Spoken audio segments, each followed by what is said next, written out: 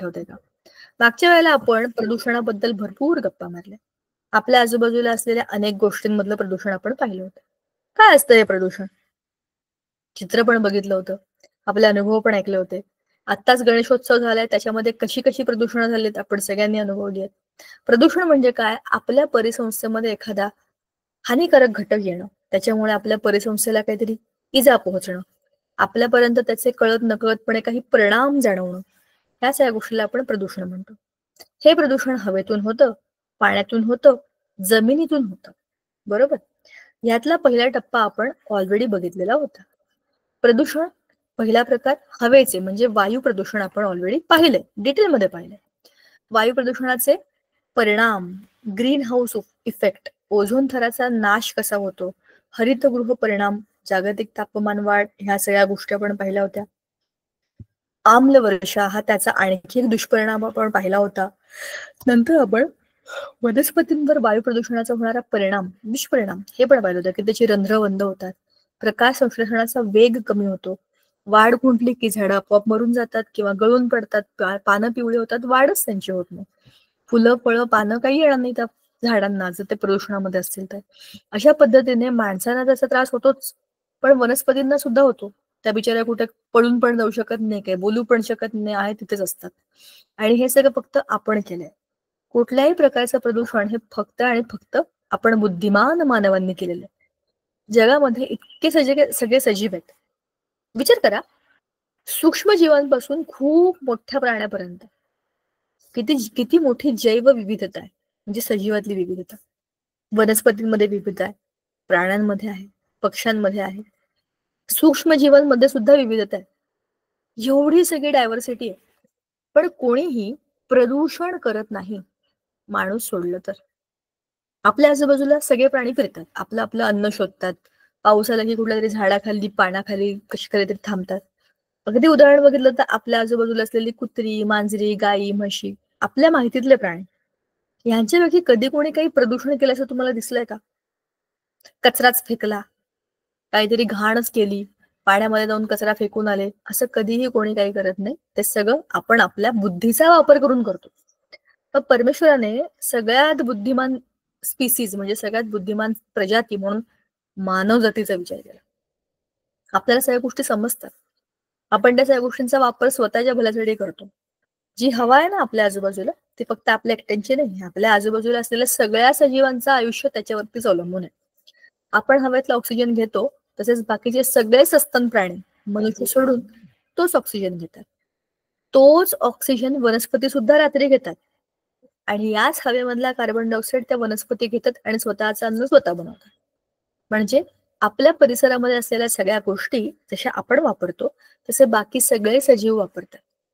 पाणी, जे पाणी आपण पितो, भरून ठेवतो, टाक्या भरतो, पाईपांमध्ये, बोरमध्ये, नद्यांमध्ये, तलावांमध्ये, शेततळ्यांमध्ये, आपण हे पाणी वाचवून ठेवतो, कारण आपण इकडे भटकू शकत नाही. तहान लागली की विहीर खोदू शकत नाही, आणि तहान लागली म्हणून लांब लांब पर्यंत चालतही जाऊ शकत नाही. बाकी कुठल्या प्राण्याला तुम्ही असं बघितलंय का रे? मला सांगा जरा. पाठीला वॉटर बॉटल घेऊन फिरलेले कुत्रे, मांजरी, वाघ, कोणीही असं करत नाही. जिथे पाणी आहे तिथे जाऊन ते त्यांची तहान भागवतात. बरोबर? पण देवाने आपल्याला एवढी बुद्धी दिली आहे की पावसाचं पाणी वाया घालवायचं नाही म्हणून आपण ते जमा करतो. जर जमा करतो तर इतरांचं खराब पण तर करतो. प्यायचं पाणी भरपूर प्रमाणामध्ये असतं. आजचं आलेलं पाणी शिळं झालं म्हणून आपण फेकून देतो. शिळं झालेलं पाणी म्हणजे मागच्या पावसाळ्यातलं पाणी येते. मागच्या मे, जून, जुलै, ऑगस्ट कोणत्या तरी महिन्यामध्ये पडलेलं पावसाचं पाणी, आता सुरू असलेला पावसाळा म्हणत नाहीये मी, मागच्या वर्षीचं म्हणते, ते पाणी आपण मागच्या वर्षीच्या उन्हाळ्यामध्ये एप्रिल मे पर्यंत वापरलेलं होतं. मग एवढं जुनं पाणी आपलं शिळं पाणी म्हणून आपण म्हणत नाही. ग्रामपंचायत मधनं आलंय ना, नगरपालिकेतनं आलंय ना, कॉर्पोरेशनचं आलंय ना, पाणी फ्रेश आहे. पण ते आलं त्याच तळ्यामधने जिकडे पाऊस पडला होता मागच्या वर्षी. बरोबर ना? काल आलेलं पाणी आज आपण फेकून देतो कारण की ते शिळ होतं. म्हणजे आपण किती चांगलं पाणी वाया घालवलं. एकदा हे पाणी गेलं की गेलं. म्हणजेच आपण काय करतोय, आपल्या आजूबाजूला असलेल्या सगळ्या संशोधनांचा फक्त स्वतःच्या स्वार्थासाठी वापर करून घेतो. आपण चांगली कामं पण केली आहेत. आपण हे पाणी वाचवून ठेवलंय. वाचवलंय तर चांगलंच ठेवा ना. वाया पण घालवू नका. जितकं वाया घालवू तितकं आपलंच भविष्य धोक्यात येईल. म्हणजेच वायू प्रदूषण आपण केलं, पाण्याचं प्रदूषणही आपणच केलं. कोणीच प्लास्टिक बिस्टिक बनवलेलं नाही जगामध्ये, मनुष्य सोडला तर. आपणच ते प्लास्टिक बनवलं आणि आपणच त्याला कचऱ्यात फेकलं. त्याच्यामुळे काय झालं, पावसाळ्यामध्ये गटारी तुंबणं, ते घाणेरडं पाणी सगळं जमिनीवर रस्त्यावर येणं, बिल्डिंगांमध्ये घुसणं, कारण की जिथून ते पाणी जायला पाहिजे, त्याचा निचरा व्हायला पाहिजे सांडपाण्याचा, ते सगळं बंद झाले प्लास्टिक कचऱ्यामुळे. म्हणजेच काय, आपणच आपलं वातावरण, आपणच आपलं जलावरण प्रदूषित करून सोडलंय. समुद्रकिनारी फिरायला जा तुम्ही, समुद्र किनाऱ्यावरती परिस्थिती एवढी खराब असते. गणपती विसर्जनानंतर तर तुम्ही नक्की बघा, मुंबई किंवा मोठ्या मोठ्या शहरांमध्ये जिकडे पाण्याचे असे मोठे मोठे स्रोत आहेत, तिथे गणपती विसर्जन झालं ना की त्या म्हणजे विसर्जित केलेल्या मूर्ती पाण्याच्या लाटांबरोबर पुन्हा बाहेर येतात. म्हणजे तुम्हाला माहितीये ना, समुद्राला भरती ओहोटी असते. तर जसं जसं भरती येते, ते पाण्याच्या लाटांबरोबर त्या मूर्ती आत आत जातात. पण ज्या पाण्यामध्ये विरघळल्याच नाहीत, तर तशाच्या तशा त्या पुन्हा बाहेरही टाकल्या जातात. पाणी आत निघून जातं, पण आतल्या सगळ्या वस्तू ते बाहेर आणून टाकतं समुद्रातलं पाणी. मग ते तुटलेले, सोंड तुटलेले, पाय तुटलेले, मुकुट तुटलेले कसे तरी गणपतीच्या मूर्ती त्याच पाण्याबरोबर पुन्हा बाहेर किनाऱ्यावरती येतात. मग असा उत्सव करण्यात काही अर्थ आहे का, तुम्ही मला सांगा. म्हणजे विचार करा, ह्या सगळ्या गोष्टींचा विचार तुम्ही आतापासून करा. हे सगळे धडे तुम्हाला का दिलेले आहेत? म्हणजे तुम्ही निसर्गाचा, स्वतःच्या आयुष्याचा आणि एकूणच विज्ञानाचा चांगला वापर करून चांगले बदल समाजामध्ये निर्माण करू शकता. धडे दिलेत, पाठ केलेत, परीक्षा दिली, एवढाच त्याचा उपयोग नाहीये. हे आपलं आयुष्य आहे, जे आपण जगतो आणि याच्या आपल्या वागण्यामुळे सगळ्या आजूबाजूच्या घटकांवर परिणाम होतो आणि त्यांच्यामुळे आपल्या आयुष्यावर परिणाम होतो. बरोबर की नाही? मग आपण काय करू शकतो, ह्याच्या बाबतीत आम्ही काय केलं ते मी सांगते. कारण आजचा आपला जो मुद्दा आहे ना, तो ह्या सगळ्याला जोडलेला आहे. मी म्हणाल की हे तुम्ही काय सांगताय, आजचा मुद्दा आहे माती प्रदूषणाचा. पण त्याच्या आधी जलप्रदूषणासाठीच आम्ही यावर्षी काय प्रयोग केला तो तुम्हाला सांगते. आम्ही लाल मातीचा गणपती आणला होता. लाल मातीचा गणपती, दरवर्षी आमच्याकडे मातीचाच गणपती येतो, शाडूच्या मातीचा येतो. शाडूच्या मातीचा गणपती विरघळायला बराच वेळ लागतो. शिवाय आपल्याकडे महाराष्ट्रामध्ये सगळीकडेच काही चिकण माती नाहीये, लाल माती नाहीये. मग ती माती, कारण तो मातीचा गणपती आहे आणि पीओपीचा गणपती आपल्याला घ्यायचा नाहीये, आधीपासून नक्की होतं, म्हणून आम्ही नेहमी पीओपीचा गणपती टाळला आणि नेहमी मातीचा गणपती कुठून असेल तरी तो आणला. पण त्या गणपतीला विरघळायला पण जसं मी म्हटलं ना, तो चिकण मातीचा असतो, तो पटकन लवकर विरघळत नाही, तो विरघळायला वेळ लागायचा. आणि जेव्हा ती माती आम्ही आमच्या गार्डनमध्ये, कुंड्यांमध्ये टाकायचो, तेव्हा त्याच्यामधनं रोपं यायला, कारण ती चिकण माती आहे ना, ती वेगळ्या गोष्टींसाठीची माती आहे, कठीणच होतं ते. मग यावर्षी आम्ही लाल मातीचा गणपती आणला. लाल मातीचा इतका सुंदर सुबक गणपती, त्याची छानपैकी पूर्ण गणपती उत्सव घरी होता तोपर्यंत छान पूजा केली. आणि विसर्जनाच्या दिवशी त्याला आम्ही आमच्या घरामध्येच विसर्जनाचा एक असा मोठा टब आहे, त्याच्यामध्ये सगळं छान फुलं बिलं टाकून, अत्तर टाकून, आजूबाजूला माळा लावून त्याला त्याच्यामध्ये विसर्जित केलं. संध्याकाळी त्याला विसर्जित केलं आम्ही. किती वाजले होते, 8:30-9 वाजले असतील, रात्रीचीच वेळ होती, चांगली पाऊस पडत होता. विसर्जित केलं. दुसऱ्या दिवशी सकाळपर्यंत पूर्णच्या पूर्ण गणपती विरघळून गेला होता त्याच्यामध्ये. फक्त लाल लाल पाणी होतं ते. मग ते पाणी आम्ही सगळ्या झाडांना घातलं. म्हणजे आपलाच गणपती आपल्याच घरी राहिला ना. कमीत कमी त्याच्या मूर्तीची कुठली विटंबना तर नाही झाली. सांगायचा मुद्दा, आता त्या मातीमधनं नवीन रोपं येतील. बघा, आपले कुठलेही सणवार जे आहेत ना, आपण निसर्गाच्या जवळ जावं म्हणून, निसर्गाला त्रास द्यावा म्हणून नाही. आपण जे करतो स्वतःची हौस म्हणून जरी करत असलो तरी पण विचार तर करायला पाहिजे ना की आपण काय करतो. असा आणखी एक सण असतो जो असतो वटपौर्णिमा. आपल्याकडे गावांमध्ये अजूनही हा खूप छान पद्धतीने, पारंपरिक पद्धतीने करतात. बायका छानपैकी तयार वगैरे होतात, वडाच्या झाडाची पूजा करतात, त्याच्या भोवती फेऱ्या मारतात आणि देवाला प्रार्थना करतात. पण शहरांमध्ये काय करतात, वडाच्या झाडाजवळ जाऊ शकत नाही, झाड कुठे माहिती नाही, तेवढा वेळ नाही, त्याच्या फांद्या घेऊन येतात आणि त्या फांद्यांभोवती दोरे बांधतात. आपल्याला काय करायचंय, वडाच्या झाडा जाऊन पूजा करायची, का करायची होती की तिथे खूप जास्त प्रमाणामध्ये ऑक्सिजन मिळतो, 4 मैत्रिणी भेटतात, बरं वाटतं, विचारांची देवाणघेवाण होते. पूर्वीच्या बायकांना एवढेही स्वातंत्र्य नव्हतं की त्या घराबाहेर पडून काही बोलतील, पण सणावाराच्या निमित्ताने त्या एकत्र यायच्या, आनंदी व्हायच्या, चांगला ऑक्सिजन त्यांना मिळायचा मोकळ्या हवेमध्ये. हे त्याचं कारण होतं की नाही. फांद्या उपटून आणणं आणि घरामध्ये पूजा करणं हा त्याचा अतिशय विकृत विचार आहे. तुम्ही फोटोमध्ये पार्टीवरती वडाचं झाड काढून त्याच्या भोवती फिरा ना मग. एखाद्या झाडाची फांदी तोडून तुम्ही घरी आणली की ते झाड राहतं का? विचार करा. आपण प्रदूषणाचा विचार करतोय तर आपण पर्यावरणाचा विचार करायलाच पाहिजे की नाही. आपणच ही झाडं बिडं तोडतो, त्याच्या फांद्या तोडतो, त्याचं काय काय सगळं खराब करून ठेवतो आणि मग म्हणतो की पर्यावरणाचा ऱ्हास झाला आणि प्रदूषण वाढलं. त्या कृती आपणच केलेल्या असतात. जलप्रदूषण रोखणं आपल्या हातामध्ये आहे, जे आपण मागच्या वेळेला बोललो होतो. आज तुम्हाला मी 2-3 वेगळी उदाहरणं सांगितली कारण ही आपल्या आयुष्याशी निगडीत आहेत.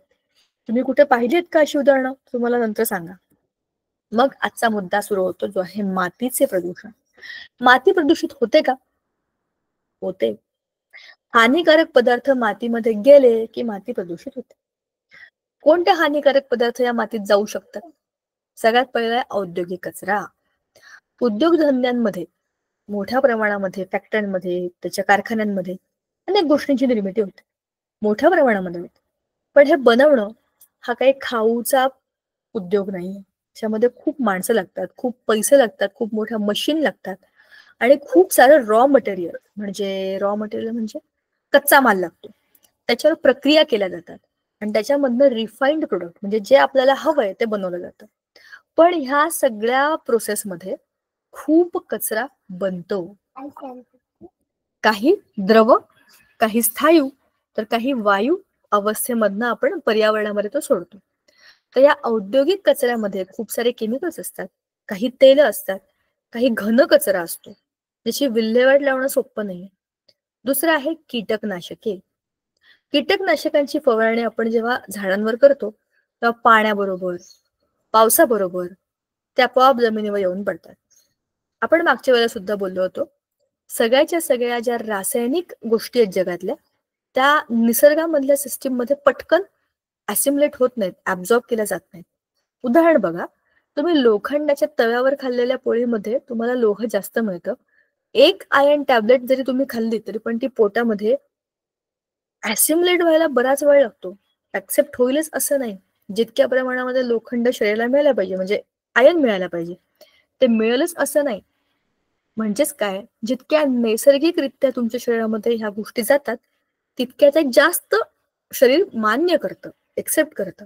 पण जितकं तुम्ही त्याला केमिकली आणि आर्टिफिशियली टाकाल, म्हणजे जितकं आर्टिफिशियलला काय म्हणतात, जितकं खोट्या खोट्या पद्धतीने तुम्ही त्याला टाकाल, अनैसर्गिक पद्धतीने कराल, तितकं ते शरीराला माहिती असतं हे आपलं नाहीये. जे निसर्गामध्ये आहे तेच आपल्यामध्ये आहे. बरोबर? आपलं जे शरीर आहे ते प्रत्येक पेशीमध्ये बघा, प्रत्येक पेशीमध्ये काही ना काही केमिकल, त्याच केमिकल्समुळे सगळं जग बनलंय. पण तुम्ही रासायनिक पद्धतीने जे काही बनवता ते तुमचं शरीर का मान्य करेल? त्याला माहितीये की माझ्या शरीरामध्ये ज्या काही गोष्टी आहेत त्याच पानांमध्ये आहेत, त्याच वनस्पतींमध्ये आहेत, त्याच फळांमध्ये आहेत आणि त्याच प्राण्यांमध्ये आहेत. बरोबर? माझ्या शरीरात जसं पाणी आहे तसं तेच पाणी समोरच्या वनस्पतीमध्ये, त्याच्या मुळांमध्ये आहे, त्याच्या फळांमध्ये आहे. म्हणून अशा गोष्टी खाल्ल्या की आपल्या शरीराला बरोबर natural same to same match होतं ना ते. पण तुम्ही काहीतरी वेगळं करून खाल्लं जे की तुम्ही बनवलेलं नाहीये, तर त्याच्यामध्ये काय होतं की त्याचा त्रास होतो. सेम गोष्ट कीटकनाशकांची. कीटकांचा नाश करण्याकरता तुम्ही ते मारताय. आपण मागच्या वेळेला पण बोललो होतो. आपण जेव्हा शेती करतो तेव्हा काय होतं, आपलं उत्पन्न चांगलं यावं म्हणून आपण त्याला अनेक रसायनांचा त्याच्यावरती मारा करतो. आणि त्याच्यामुळे काय होतं की आपलं जे काही उत्पादन आहे ते वाढतं. त्याच्यावरचा तो रोगाबिगांचा जो काही प्रादुर्भाव आहे तो कमी होतो. कॉमन सेन्सची गोष्ट आहे. एवढी शेती आपण करणार, एवढे कष्ट त्याच्यामध्ये आपण लावणार आणि उत्पादनच आलं नाही तर काय, सगळं पीक आपलं त्या अळ्यांनी खाऊन टाकलं तर उपयोग काय? म्हणून त्यांना मारण्याकरता आपण त्याच्यावर फवारणी करतो. कीटकांना मारायचंय, एखाद्या सजीवाला मारायचंय, असे तुम्हाला त्याच्यामध्ये आता काय टाकायचे, केमिकल्स टाकायचे. म्हणजेच ती किती घातक आहेत. अशी घातक औषधं ज्या वनस्पतींवर आपण टाकलेली आहेत, त्या वनस्पती न धुता बऱ्याचदा आपण खातो. किंवा त्यांच्यामधलं हे जे काही कण असतात, जसे आपण त्या दिवशी बघितलं होतं की हवेमध्ये पण हे कण पसरतात कारण त्याच्या वाफा म्हणजे फ्युम्स सगळीकडे पसरतात. तसंच ते जमिनीवर पण पडतात. गेले ना जमिनीवर म्हणजे आले ना मातीवर, म्हणजे झालं माती प्रदूषण, अयोग्य विल्हेवाट. ह्याचं उदाहरण तर आपल्या सगळ्यांच्या ओळखीचं आहे. कचऱ्याची विल्हेवाट. आपल्या आजूबाजूला कचऱ्याचे ढीग असतात. खूप ठिकाणी असतात. काही ठिकाणी घंटागाडी आठवड्यातनं एक दिवस येते. काही ठिकाणी दररोज येते. पण आलेला कचरा, आपल्या घरात जमा झालेला कचरा, आता समजा माझ्या घरामध्ये प्लास्टिकचा कचरा पण आहे, काही बिस्किट, चॉकलेट, काय बरं सगळ्या फालतू गोष्टी, चिप्स बिप्स सगळ्या, ह्या सगळ्याचा कचरा माझ्या घरामध्ये आहे. शिवाय माझ्याकडे कोथिंबीर, मेथी, कांदे, टोमॅटो, ह्या सगळ्यांचे साली बिली असं बरंच काही ऑर्गॅनिक कचरा पण आहे. मी त्या 2 वेगवेगळ्या गोष्टी वेगळ्या करून ठेवल्या. ओला कचरा वेगळा, सुका कचरा वेगळा. पण जेव्हा मी तो कचरा टाकायला जाते, तेव्हा काय होतं, घेताना पण ते 2 गट करतात, पण फेकताना ते जातं कुठे? सगळीकडेच, सगळ्याच ठिकाणी ह्या कचऱ्याची विल्हेवाट योग्य पद्धतीने होते का? नाही होत. काही ठिकाणी हा कचरा जाळून टाकतात, सगळा जमा करतात, एकदाच जाळतात. म्हणजे थोड्याफार प्रमाणात होणारं प्रदूषण मोठ्या प्रमाणामध्ये होतं. ज्या ठिकाणी डम्पिंग ग्राउंड असतात, शहराच्या बाहेर खूप ठिकाणी सगळा कचरा एकत्र केला जातो. त्या पूर्ण विभागाचा सगळा कचरा एखाद्या ठिकाणी खूप मोठ्या जमिनीवर लांब लांबपर्यंत, तिथे काही शेती नाही, काही नाही, अशी जमीन शोधतात, नेऊन टाकतात. पण विचार करा, आपल्याच घरातला एवढ्या लोकांचा एवढा कचरा रोजच्या रोज कोणतरी कुठतरी नेऊन फेकतंय. बापरे, किती कचरा असतो तिथे. तुम्ही तो पिक्चर बघितलाय का, रोबो? त्याच्यामध्ये त्या रोबोटला फेकून दिलेलं असतं चेन्नईच्या एका डम्पिंग ग्राउंड मध्ये. किती कचरा असतो तिथे, कचराच कचरा, कचऱ्याचा महापूर. म्हणजेच आपण कचऱ्याचे ढीग बनवून पण त्या मातीचं प्रदूषणच करत असतो. त्याचा प्रभाव काय होतो? साधी गोष्ट आहे, मातीमधून आपलं पीक येणार आहे. ज्या ठिकाणची माती खराब, त्या ठिकाणचं पीक खराब. झाडं आणि प्राणी यांना हानी. अरे, अन्नाची सुरुवातच मातीत नव्हते ना. त्या मातीत तुमचं बीज हे अंकुरायला हवं. ते बीज अंकुरण्यासारखी परिस्थितीच त्या मातीत नसेल, खूप ऍसिडिक झाली असेल ती माती, किंवा त्याच्यामध्ये खूप केमिकल्स आहेत, एवढी केमिकल्स की त्या बीजाला ते अंकुरूच देत नाहीये. त्यासाठी पोषक वातावरणच त्या मातीमध्ये बनत नाहीये. तर काय डोंबल्याची शेती होणार आहे? शेतीच नाही झाली, वनस्पतीच नाही उगल्या, तर मग बाकीचे प्राणी, ज्याला आपण हर्बिव्होर्स म्हणतो, म्हणजे वनस्पतींना खाणारे प्राथमिक भक्षक, ते काय खाणार? त्यांना खाणारे द्वितीय भक्षक काय खाणार? सगळीच्या सगळी अन्न साखळी डिस्टर्ब होते जेव्हा माती खराब होते. आता माती प्रदूषणाचे परिणाम, इकोसिस्टीम मध्ये व्यत्यय. इकोसिस्टीम म्हणजे आपल्या आजूबाजूला असलेली सगळी सिस्टीम, त्याच्यामध्ये विषारी पदार्थ वनस्पती, प्राणी आणि मातीतील सूक्ष्मजीवांना हानी पोहोचवतात. ज्या काही वस्तू आपल्या आजूबाजूला असतात, समजा त्याच्यामध्ये काही विषारी पदार्थ आले, काही चुकीचे केमिकल्स गेले, तर त्याचा परिणाम एकदा वनस्पतीमध्ये गेलं की ते सगळ्या अन्न साखळीमध्ये जातं. असाच एक रोग होता, त्याचं नाव, थांबा मला थोड्या वेळाने त्याचं नाव आठवेल. तो माशांमधनं झाला होता. मासे, नदीतले मासे, त्या नदीमध्ये काही हानिकारक फ्लुइड सोडण्यात आले, म्हणजे काही कंपन्यांमधला काही कचरा, घातक कचरा त्या पाण्यामध्ये सोडला. ते पाणी तिथल्या माशांच्या पोटात गेलं, अर्थात मासे पाण्यातच असतात. पण जेव्हा हे मासे लोकांनी खाल्ले, मिनामाटा, त्या डिसीजचं नाव आहे मिनामाटा. तर हा डिसीज तिथल्या लोकांना झाला, कारण तो त्या अन्न साखळीमध्ये गेला होता माशांच्या पोटातून. आणि समुद्र किनाऱ्याच्या जवळ किंवा जिथे पाणी असतं अशा ठिकाणी लोकांचं मुख्य अन्न मासेच असतात. असा तो रोग होता, तो सगळ्या तिकडच्या लोकांमध्ये पोहोचला, कारण त्याच्यामध्ये माशांच्या थ्रू तो गेला होता. लीड नावाचं एक घातक काय म्हणतात त्याला, मेटल, त्याच्यामध्ये लोकांच्या शरीरामध्ये गेलं. त्याचे दुष्परिणाम काय झाले वगैरे हे मी तुम्हाला पुढच्याला सांगेन. पण अशा पद्धतीने अन्न साखळीमध्ये ते एकदा गेलं की ते सगळ्यांना अफेक्ट करतं. दुसरं आहे मानवी आरोग्य धोके. प्रदूषित माती अन्न आणि पाणी प्रदूषित करते, प्रश्नच नाही. ह्याच मातीवरून पाणी जेव्हा वाहून जातं तेव्हा तेच पाणी मुख्य प्रवाहामध्ये मिसळतं. म्हणजे मातीच प्रदूषित असेल तर ती स्वतःही त्या प्रदूषणाला बरोबर घेऊन जाईल, आणि त्याच्यामध्ये जे अन्न पिकतंय तेही प्रदूषित होईल. नंतर पीक उत्पादनामध्ये घट. दूषित घटक वनस्पतींच्या वाढीला अडथळा आणतात आणि कृषी उत्पादकता कमी करतात. दीर्घकालीन पर्यावरणीय हानी. प्रदूषण टिकून राहणे आणि साठणे. अनेक दशकांपासून पर्यावरणास त्याने हानी पोहोचवते आहे. ते जे मातीचं प्रदूषण आहे ते अनेक दशकांपासून वेगवेगळ्या पद्धतीने होतं आणि ते हानी पोहोचवतं. हे आहेत माती प्रदूषणाचे परिणाम. आता माती प्रदूषणाचा प्रतिबंध कसा करायचा? शाश्वत शेती. कीटकनाशकांचा वापर कमी करण्याकरिता सेंद्रिय शेती पद्धती लागू करा. जसं ओला कचरा सुका कचरा वेगळा झाला, तर त्या ओल्या कचऱ्याचा स्वतः शेतामध्ये एखादा हे बनवायचा, काय म्हणतो आपण त्याला, खत, सेंद्रिय खताचा प्रकल्प. सोपा, खड्डा खणायचा, त्याच्यामध्ये टाकत राहायचं. खणला त्याच्यामध्ये हा कचरा तो कचरा टाकला की त्याचं आपोआप खत बनतं. हे खत आपण आपल्या झाडांना घालू शकतो, ज्याद्वारे आपली जी काही पिकं आहेत ही चांगली नैसर्गिकरित्या आणि सेंद्रिय पद्धतीने वाढली जातील. वनस्पतींच्या वाढीकरता आपण वर्ण जे काही केमिकल्स टाकतो त्याच्याऐवजी आपण अशी सेंद्रिय खतं त्याच्यात जेव्हा टाकतो तर ती वनस्पती जास्त शोषून घेतात, स्वतःमध्ये वाढीकरता वापरतात आणि ह्यातनं बनणारी जी पिकं असतात ती आणखीन चांगली असतात. तुम्हाला माहिती असेल, तुमच्यापैकी जर काही काही लोकांच्या घरी शेती असेल किंवा ज्यांना शेतीबद्दल काहीतरी माहिती आहे अशा मुलांना हे समजेल बघा. तुम्ही जर दुकानामध्ये गेलात तर सेंद्रिय पद्धतीने जी काही फळं येतात त्यांची किंमत ही नॉर्मल फळांपेक्षा खूप जास्त असतात. सेंद्रिय शेती म्हणून त्याचा खूप आजकाल मार्केटमध्ये गवगव आहे. ती सेंद्रिय शेती म्हणजे काय, ते हेच आहे. तुम्हाला काय करायचंय, सगळ्या नॅचरल प्रोसेसेसचा वापर करून तुमची शेती चांगली करायची. नंतर आहे पीक रोटेशन. बघा, पीक रोटेशन म्हणजे काय, आलटून पालटून रोपं घेणं. उदाहरणार्थ अधनं आपण आपल्या शेतीमध्ये कडधान्य लावणं, त्याच्यामुळे काय होतं, आपल्या शेतीचा कस वाढतो. त्याच्यामध्ये काही चांगले बॅक्टेरिया असतात, रायझोबियम बॅक्टेरिया. ते काय करतात, आपल्या मातीमधला नायट्रोजनचा स्तर वाढवतात. नायट्रोजनचा स्तर वाढला म्हणजे काय झालं, नायट्रोजनची फर्टिलायझर्स टाकायची गरज नाही, त्याची खतं टाकायची गरज नाही आपल्याला. चांगली येणारी पुढची जी काही आपली हे असतात, रोपं असतात, म्हणजे जी काही पिकं असतात त्यांच्यामध्ये पण चांगल्या प्रमाणामध्ये नायट्रोजन त्याच्यामध्ये ऍड होतं. म्हणजेच काय होतं, माती समृद्ध होते आणि पुढची पिकंही चांगली येतात. कव्हर क्रॉपिंगला प्रोत्साहन द्या. कव्हर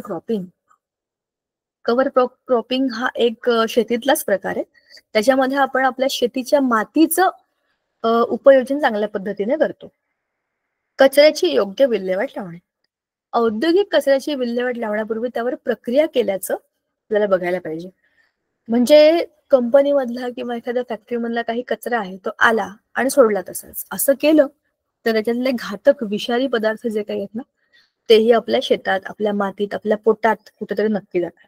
पण त्याच्यावर प्रक्रिया केली, समजा खूपच अल्कलाईन आहे, म्हणजे खूपच अल्कलाईन, आम्लारीयुक्त पदार्थ आहेत, त्याच्यावर काही आम्लाची प्रक्रिया केली की ते काय होतात, क्षार रूपामध्ये जातात. म्हणजेच खूप ऍसिडिक पदार्थ असतील आपल्या कंपनीमधनं निघाले, तसंच सोडलं तर आपली पूर्ण माती ऍसिडिक होऊन जाईल. मग त्याच्यावर प्रक्रिया करायची, त्याच्यामध्ये काही बेसेस टाकायचे, ते न्यूट्रल झाले की ते आपण सोडू शकतो. अशा पद्धतीने आपण काय करू शकतो, औद्योगिक कचऱ्याची विल्हेवाट करण्यापूर्वी त्याच्यावर प्रक्रिया करू शकतो, चेक करू शकतो. योग्य घरगुती घातक कचरा व्यवस्थापनाला प्रोत्साहन द्यायचं. आपल्या घरामध्ये कसं तरी करून आपण 2 भाग करतो, ओला कचरा, सुका कचरा. पण तुम्हाला माहिती आहे का, थोड्या वेळानंतर मी तुम्हाला आता ते कचऱ्याचे डब्बे दाखवते, वेगळ्या प्रकारचे कचऱ्याचे डब्बे.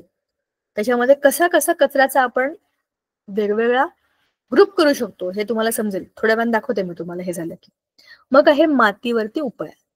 मातीतील दूषित घटक काढून टाकण्याकरता फायटो रेमिडिएशन हे करायचं.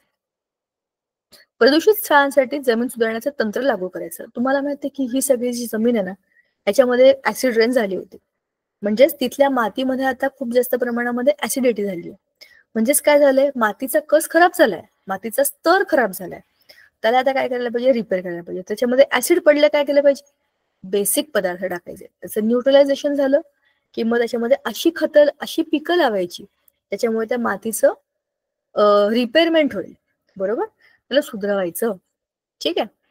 कायदे आणि अंमलबजावणी. प्रदूषण करणाऱ्या उद्योगांवर कठोर नियम करायचे. फोन इथेच ठेव. कायदे आणि अंमलबजावणी. प्रदूषण करणाऱ्या उद्योगांवर कठोर नियम लागवायचे. ज्यांनी आपलं प्रदूषणाचं जे काही लिमिट दिलंय ते फॉलो केलं नाही आणि सांगितलेल्या पद्धतीने कचऱ्याची अंमलबजावणी केली नाही, त्यांच्यावरती कठोर नियम लावणं हे सगळ्यात महत्वाचं. म्हणजेच काय की आपल्याकडे धाक म्हणतो ना आपण त्याला, कायद्याचा धाक, असा असल्याशिवाय लोकांना भीती वाटणार नाही की मी पकडला गेलो तर माझ्यावरती फाईन पडेल. पण ह्याचा अर्थ असा आहे की त्यांचं पद्धतशीर नियोजन करणं गरजेचं असतं. मातीची दूषितता रोखण्यासाठी पर्यावरणीय कायद्यांची अंमलबजावणी करा. म्हणजेच काय, मातीचे प्रदूषण तुम्हाला कमी करायचंय म्हणून तुम्हाला पर्यावरणाचे जे काही कायदे आहेत की तुम्हाला या ठिकाणी शेती करायची, या ठिकाणी नाही करायची, ही जमीन जी आहे याच्यावर कोणतंच बांधकाम करायचं नाही, असे काही नियम असतात. जंगलाजवळचे काही विशेष राखीव प्रदेश असतात, तिथे कोणी घरं बांधायची नाही, काही करायची नाही. समुद्राजवळ सुद्धा असे काही नियम असतात, ते तोडून लोक तिथे आणखीन काही काही पैसे कमवण्याकरता, हॉटेल बांधण्याकरता बरेच उद्योग करतात. पण त्याच्यामुळे काय होतं, फोन नाही, त्याच्यामुळे आपल्या मातीची प्रदूषितता वाढते आणि त्याच्यामुळे आपल्या सगळ्यांना जसं काही ना काही नुकसान हे भोगावं लागतं. आता माती प्रदूषणाचा हवा आणि जल प्रदूषणाशी काय संबंध आहे? माती, हवा यांचं काही कनेक्शन आहे. मातीचे दूषित पदार्थ हवेत सोडले जाऊ शकत नाही, त्यामुळे वायू प्रदूषण होतं. म्हणजेच काय होतं, आपली जी माती आहे, जमीन, त्याच्यानंतर आहे हवा, मातीचे दूषित पदार्थ हवेत सोडले जातात, वायू प्रदूषण होतं. मातीतून हवेत जातात, समजलं का? जमिनीवर पडलेल्या पदार्थांच्या वाफा होणं किंवा त्यांचे बाष्पीभवनाबरोबर हवेत जाणं, ह्याच्यामधनं जमिनीतून हवेमध्ये जाणारी लिंक जोडली जाते. मग काय, माती आणि पाणी हे तर सगळ्यात सोपं आहे. पावसाच्या पाण्याबरोबर, वाहून जाणाऱ्या पाण्याबरोबर मातीतलं सगळंच्या सगळं जे काही आहे पाण्यामध्ये जातं. चांगलं असेल तर चांगलं, वाईट असेल तर वाईट. चांगलं कसं, जी कसदार माती असते, जी चांगली माती असते, सकस माती असते, ज्याच्यामधनं पीक चांगली येतात, त्याला आपण काय म्हणतो, चांगली कसदार माती. पावसाच्या पाण्याबरोबर तीही वाहून जाते. चांगली माती वाहून जाणं हे पण एक प्रकारचं नुकसानच आहे. अशी माती, अशा मातीतली शेती ही खूप सुपीक शेती असते, सुपीक माती असते ती, पण तीच वाहून गेली तर काय होणार? म्हणजे हेही प्रदूषणच आहे. म्हणजेच चांगलंही आणि वाईटही पाण्याबरोबर निघून जातं. तर पाणी आणि माती हा लिंक तर खूपच स्ट्रॉंग आहे. प्रदूषण चक्र, माती, हवा आणि जल प्रदूषण एकमेकांशी जोडलेले आहेत. एक दुष्टचक्र तयार होतं याच्यामध्ये. माती, हवा आणि पाणी हे सगळे एकमेकांना कनेक्टेड आहेत. बघा, निसर्गामध्ये बघा, आपण आता जिथे थांबलो ना, तुम्ही तुमच्या ठिकाणी, मी माझ्या ठिकाणी, माझ्या आजूबाजूला हवा आहे, आपण सगळे जमिनीचाच वापर करतो, कारण जमिनीवर चालतो, जमिनीवर घर आहेत, आपली जमिनीवर शेती आहे. जमीन आणि हवा हे एकमेकांच्या संपर्कात कायमच असतं. आपल्या आजूबाजूला कुठले ना कुठले तरी पाण्याचे म्हणजे जलाचे स्रोत आहेत, त्याचा वापर करून आपल्या पाण्याच्या सगळ्या गरजा मिटतात, बरोबर? म्हणजेच काय आहे की ह्या सगळ्या गोष्टी एकमेकांना जोडलेल्या आहेत. आपल्या घरी जे प्यायचं पाणी येतं, वापराचं पाणी येतं, हे पाणी कुठल्या तरी स्रोतामधनं येतं. म्हणजेच आपल्या आजूबाजूला पाणी आहे, हवा आहे आणि माती सुद्धा आहे. भल्या तुमच्या आजूबाजूला, तुमच्या बिल्डिंग मध्ये, तुमच्या सोसायटीमध्ये सगळीकडे सिमेंट असेल किंवा रस्त्यावरती कुठेतरी असं काय बरं म्हणता येईल, आजूबाजूला, आमच्या आजूबाजूला निसर्ग नाही असं म्हणता येईल. तर अशा याच्यामध्ये कुठेतरी ते वेगळ्या रूपामध्ये असतं आणि मग त्यांचं जे एक चक्र आहे की हवेतून मातीत, मातीतून पाण्यात, पाण्यातून हवेत, ते चालू राहतं. हे सगळे एकमेकांशी जोडलेले आहेत आणि ते सतत एक दुष्ट चक्रामध्ये अडकलेले असतात. आता भारत सरकारचे प्रदूषण नियंत्रण, नियमन आणि प्रतिबंध यासाठीचे कायदे कोणते कोणते बघा. आपल्याला ह्याची माहिती असावी की असेही काही कायदे आहेत आपल्याकडे, आपल्या देशामध्ये प्रत्येक गोष्टीसाठी कायदे आहेत. मग प्रदूषणासारखी गंभीर समस्या असेल तर त्याच्यावरती त्याचं नियमन करण्याकरता, प्रतिबंध करण्याकरता आपल्याकडे कायदे नसतील का? हे कायदे खूप पूर्वीपासून आहेत. बघा, 1974 साली आपल्यापैकी कोणी जिवंत नव्हतं, माझा पण जन्म तेव्हा झाला नव्हता. तेव्हा आलेला हा कायदा आहे, कसला आहे तो? पाणी प्रदूषणाचा कायदा.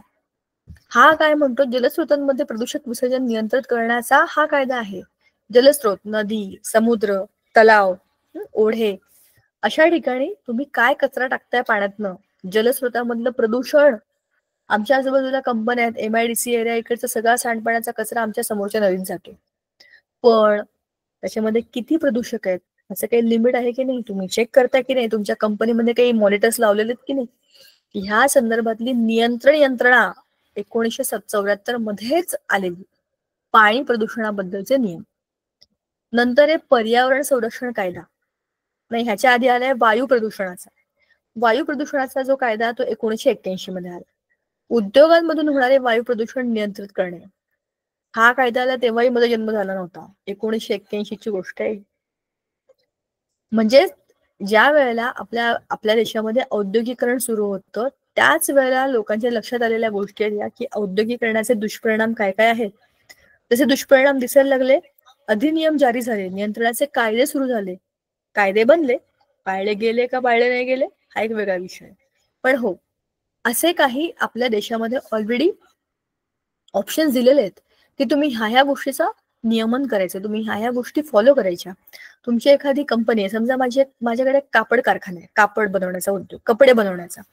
त्याच्याकरता माझ्याकडे काहीतरी रॉ मटेरियल येतं, कुठले तरी कपडे येतात, त्याच्यावरती मग मी वेगवेगळे रंग लावून त्यांचे वेगवेगळ्या आकाराचे वेगवेगळ्या पॅटर्नचे कपडे शिवून पद्धतशीर विकतो होलसेलमध्ये. असा माझा एक समजा एक उद्योग आहे.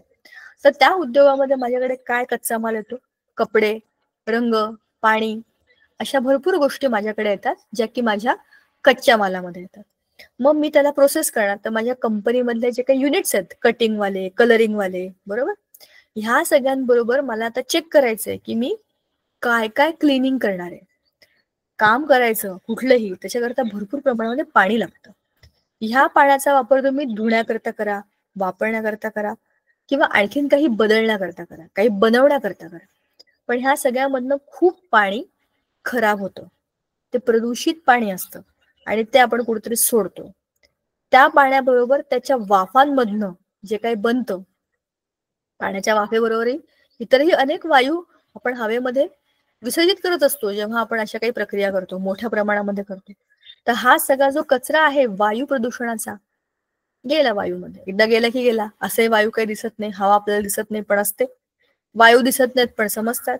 तुम्ही बघा, एखाद्या MIDC एरियाच्या आजूबाजूला जा, तुम्हाला वासामुळे समजेल की ते खूप वेगवेगळ्या प्रकारच्या कंपन्या आहेत, बरोबर. तो एक ऑड वास असतो, असा खोटा नॅचरल नाही, पण केमिकल्स नाकात घुसल्यासारखा तो वास असतो, जो आपल्याला समजतो की हा काही बरोबर नाही. म्हणजेच ह्या वायूचंही प्रदूषण करणाऱ्या वेगवेगळ्या कंपन्यांवरती प्रतिबंध आणायचे, लिमिट्स सांगायचे. कार्बन डायऑक्साईडचं प्रमाण एवढंच गेलं पाहिजे, मिथेन असेल तर एवढंच प्रमाण गेलं पाहिजे. तुमच्या कंपनीमधनं जे काही वायू तुम्ही बाहेर सोडताय हवेमध्ये, तिची चिमणी म्हणजे ही चिमणी नाही, चिमणी म्हणजे कंपन्यांवरती असते वरती, तिकडनं सगळे गॅसेस वरती सोडतात हवेमध्ये, एवढ्या उंचीवर असायला पाहिजे. आणि त्याच्यामध्ये हे चेकिंगचे कंटेंट असायला पाहिजे, मशीन्स असायला पाहिजे. या सगळ्याचं ऑलरेडी एक रेकॉर्ड बनवलेला आहे, हे पाहिजे, हे पाहिजे, हे पाहिजे. नंतर आहे पर्यावरण संरक्षण कायदा, जो 1986 मध्ये आला. हा पण माझ्या जन्माच्या आधी आला. म्हणजेच काय, ह्या कायद्यामध्ये पर्यावरणाचं संरक्षण, जंगलाचं असेल, वन्यजीवांचं असेल, किंवा काही विशिष्ट प्रकारच्या प्रजातींचं असेल, ह्या सगळ्याचं संरक्षण करणं ही आपली जबाबदारी आहे, आपली नैतिक जबाबदारी आहे. कारण हे सगळं पर्यावरण आपल्या एकट्याचं नाही, सगळ्या सजीवांचा सारखा अधिकार आहे. त्याच्यामध्ये संरक्षण, त्याची सुधारणा, ह्या सगळ्याची जबाबदारी आपली आहे. भले ती आपण घेत नाही, आणि आपण पैशाकरता छोट्याशा अगदी एखाद्या क्षुल्लक आपल्या काय बरं म्हणतो आपण, स्वार्थाकरता सगळ्या पर्यावरणाचा ऱ्हास कसा होईल इकडे झुकलो. ह्याचा परिणाम आपल्यालाच बघायला मिळाला. आपण बघितलं पहिल्या याच्यामध्ये ग्लोबल वॉर्मिंग, बरोबर, पूर्ण जगाचंच टेम्परेचर वाढत चाललंय. ह्याचा परिणाम आपल्याला भोगायला मिळतोय. दरवर्षीचा उन्हाळा हा मागच्या वर्षीच्या उन्हाळ्यापेक्षा आणखीन गरम आहे, आणखीन गरम आहे, आणखीन गरम आहे, बरोबर की नाही. जसं आपल्याकडे उन्हाळ्यामध्ये, म्हणजे जसं की दिवाळीची सुट्टी असते आपल्याकडे, थंडी असते म्हणून, तशी मला तर असं वाटतं असाच उन्हाळा चालू राहील तर मग उन्हाळ्याची पण सुट्टी द्यायला लागेल. कारण की एवढ्या गरमीत मुलं जाणार कशी.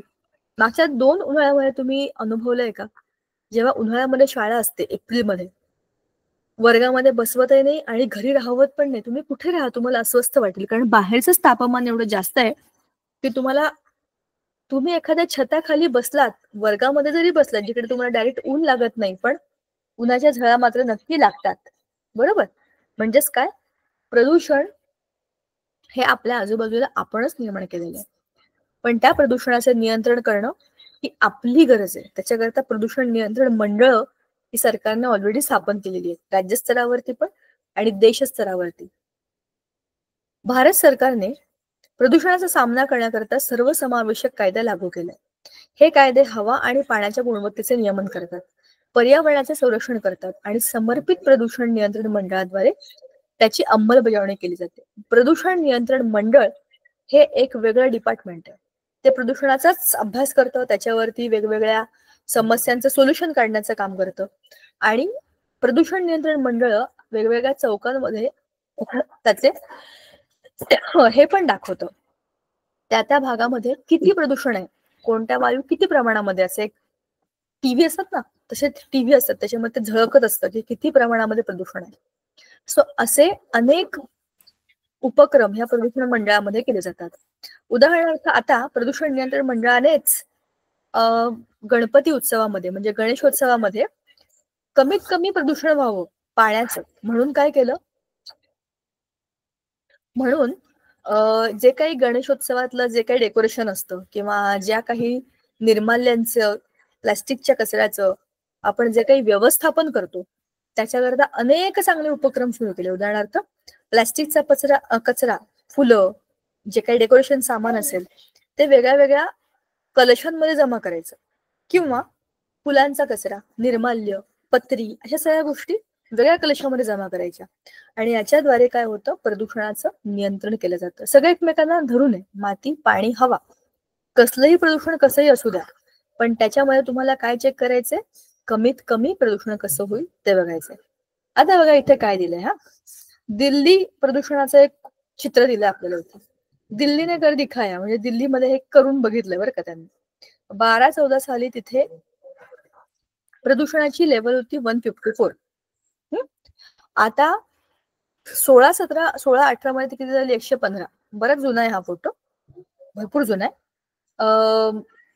तर आता याच्यामध्ये काय केलं, कसं काही ह्यांनी प्रदूषण कमी केलं, त्यांनी इलेक्ट्रिसिटी सप्लाय, जनरेटर वगैरे ह्या सगळ्या गोष्टी खूप कमी केल्या. म्हणजे जनरेटर मधनं जो काही धूर बाहेर येतो, पेट्रोल डिझेल बर्न केल्यावरतीचा, तो कमी झाला.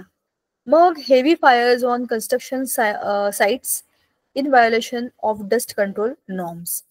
जर तुम्ही तुमच्या बांधकामाच्या ठिकाणी जे काही नियम सांगितले ते पाळले नाही तर तुमच्यावरती खूप मोठ्या प्रमाणामध्ये फाईन पडेल. फाईन म्हणजे दंडात्मक कारवाई.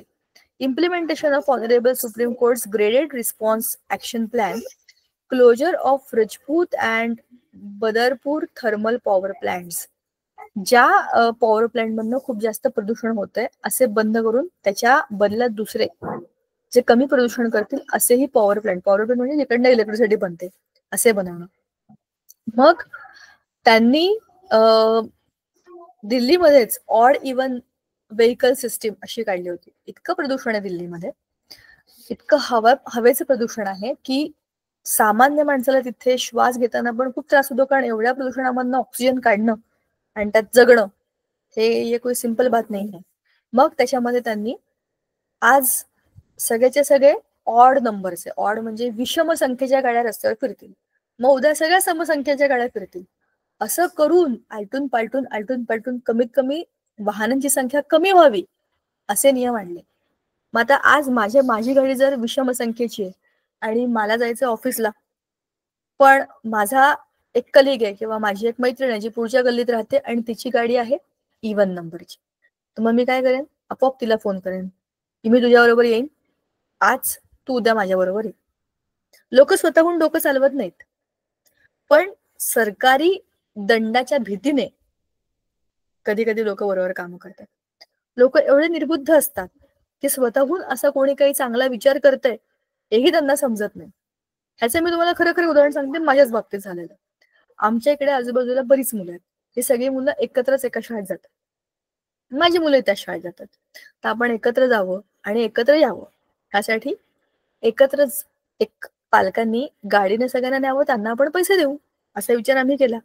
पण त्यांना ते कळायला हवं, त्यांना ते पटायला हवं, ते डोक्यात ते शिरायला पाहिजे ना.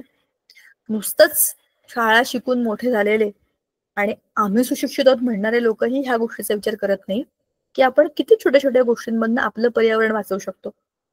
आपल्या घरातलं पाणी आपण कसं वापरतो, आपल्या घरातले लाईट आपण कसे वापरतो, वाया घालवतो का आपण? मग आपल्याच देशातलं, आपल्याच आजूबाजूला असलेलं इंधन आपण का वाया घालवायचं? त्याला कार पुलिंग म्हणतात, म्हणजे एकाच कार मधनं 4-5 जणांनी जायचं. ह्या आठवड्यामध्ये माझी कार, पुढच्या आठवड्यामध्ये तुमची कार, त्याच्या पुढच्या आठवड्यात ह्यांची कार, असं जरी वाटून घेतलं तरी सगळ्यांचाच फायदा होतो ना. एवढ्या प्रमाणामध्ये प्रदूषण कमी होतं, आपल्या संसाधनांचा व्यय कमी होतो. एका गाडीमध्ये एक माणूस बसून जातो, म्हणजे आपण किती ट्रॅफिक बनवतो, आपण किती आपल्या आजूबाजूचं प्रदूषण वाढवतो, ह्याचा विचार मात्र कोणी करत नाही. पण असा विचार लोकांनी करणं अपेक्षित आहे. हे झालं आपल्या प्रदूषण नियंत्रण मंडळाबद्दल. इथे आपली पीपीटी संपते. आता जरा धड्याकडे जाऊया. धड्यामध्ये वायू प्रदूषणाबद्दल, सॉरी, मृदा प्रदूषणाबद्दल, अरे हा, हे बघा, एक चित्र वरचं राहिलं, आपण बघूया जरा ते काय. पाणी प्रदूषणाचं चित्र दिसतंय. मासे मरून पडलेत. हा, पाणी प्रदूषणाची कारणं मस्त दिले, टेबलच आहे बघा पूर्णपणे. जलपर्णीची वाढ, कुजणारे पदार्थ, गाळामुळे, जमिनीची धूप झाल्यामुळे, कवक जे असतात, कवक म्हणजे काय, पाण्यात कुजणाऱ्या सेंद्रिय पदार्थांवर कवक आणि जीवाणूंची वाढ होते. अशा सगळ्यांमुळे काय होतं, पाण्याचं प्रदूषण होतं. शैवाल म्हणजे शेवाळ, ते जास्त वाढलं की पाणी अस्वच्छ होतं. कृमी, कृमी म्हणजे बारीक बारीक छोटे छोटे सजीव असतात, ते कृमी. ते पोटात गेल्यावर पण पोट दुखतं, त्याच्या कृमीची औषधं मिळतात बघा, ते कृमी. तर ह्या सगळ्यामुळे आपलं पाणी होतं प्रदूषित.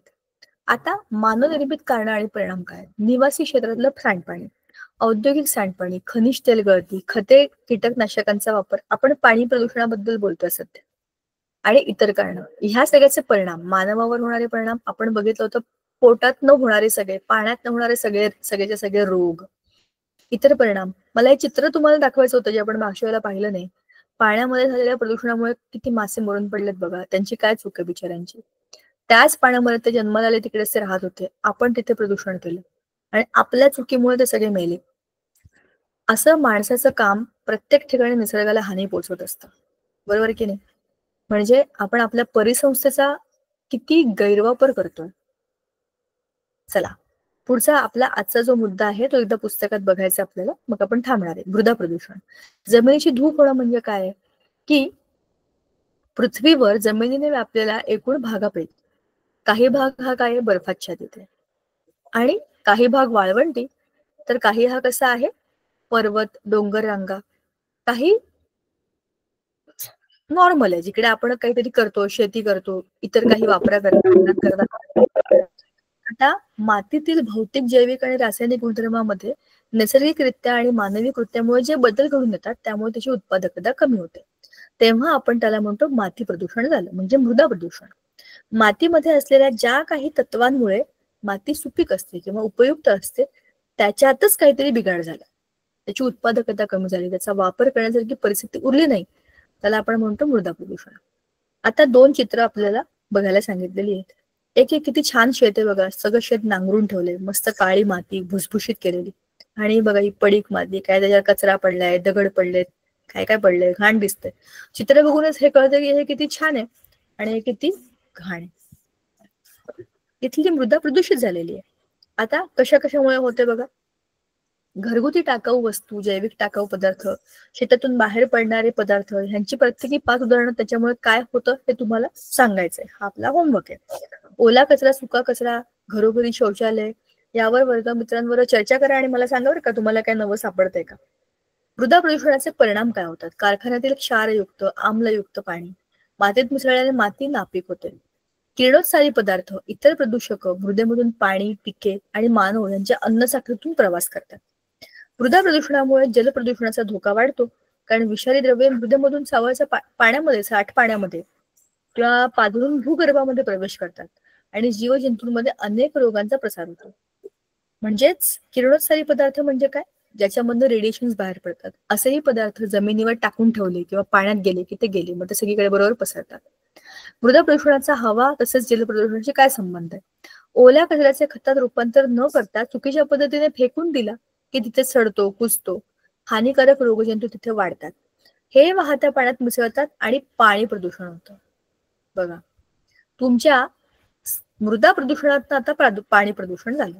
शेतीसाठी कीटकनाशकांचा, रासायनिक खतांचा, तणनाशकांचा वापर होतो, त्याच्यामुळे पुन्हा मृदा प्रदूषण होतं, आणि जास्त प्रमाणात केलेल्या फवारणीमुळे ती रसायने हवेत मिसळतात, हवा प्रदूषण होतं, रासायनिक खतांचा वापर जास्त प्रमाणात केल्यास ही पाण्यात मिसळतात आणि पुन्हा पाणी प्रदूषण होतं.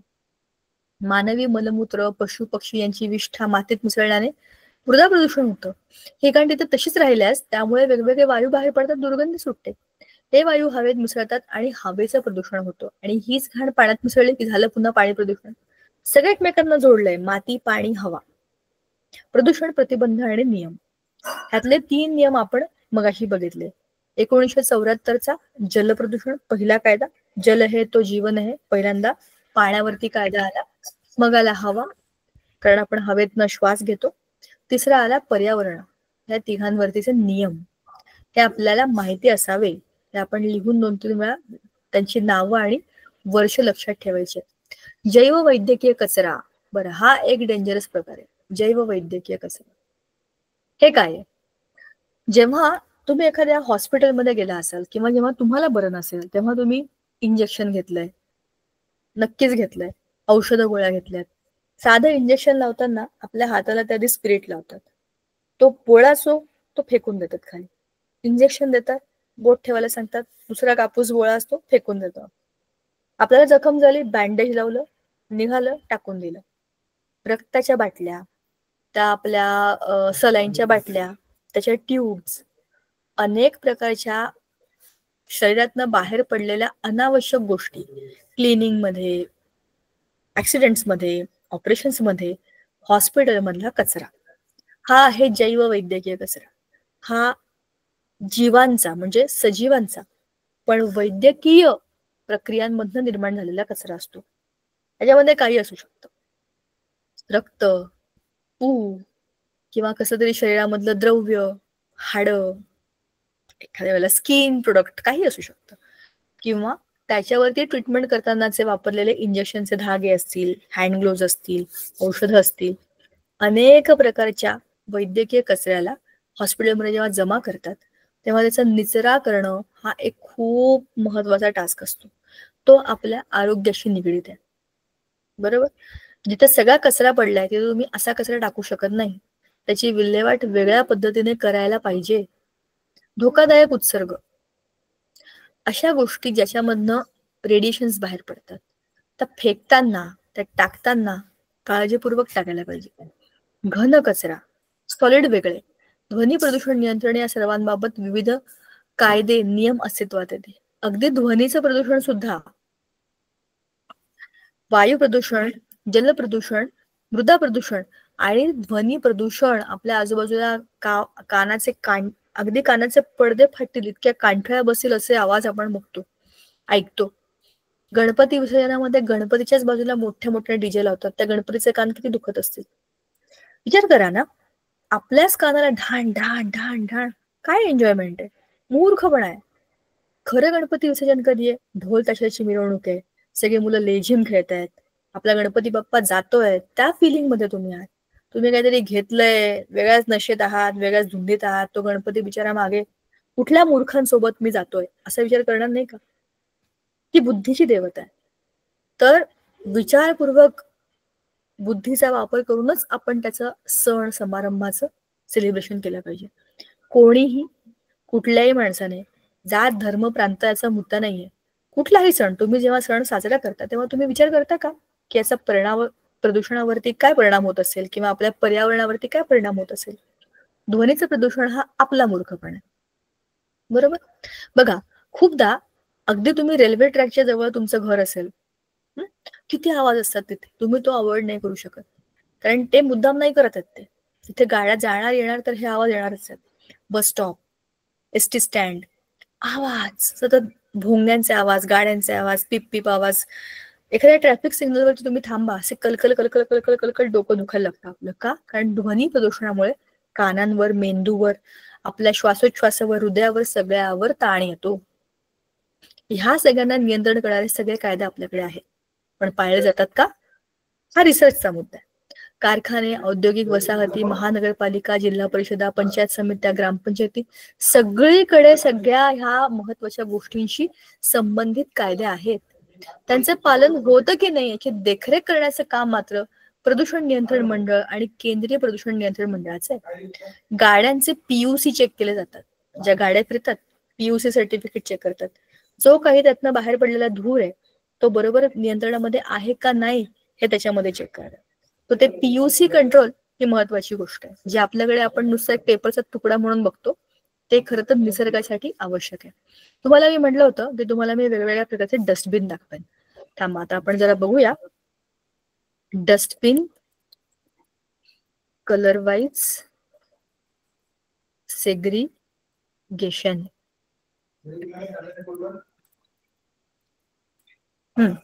जरा आपण आता याचे इमेजेस बघूया. आपण फक्त ओला कचरा सुका कचरा एवढेच भाग करतो ना. इतर खूप साऱ्या देशांमध्ये या बाबतीमध्ये खूप लोक पर्टिक्युलर आहेत. बघा तुम्ही हे फक्त चित्र बघा आता. किती किती वेगवेगळ्या प्रकारचे कचरे, किती किती वेगवेगळ्या प्रकारच्या डस्टबिन्स असतात. आपण 2 भागांमध्ये करायला मचमच करतो. ते रोज ते कचरेवाले काका म्हणतात की अरे काय सगळं एकत्र टाकलं, तरी आपण काय करतो, काही होत नाही काका, काय फरक पडतोय. फरक पडतो. किती मोठा फरक पडतो बघा. बघा त्यातलं आपण एक चित्र मोठं करून बघूया जरा. हा आणि हे कलर कोड जे आहेत ना हे आपल्याला लिखित स्वरूपात पाहिजे ना, कशाला काय म्हणतात ते.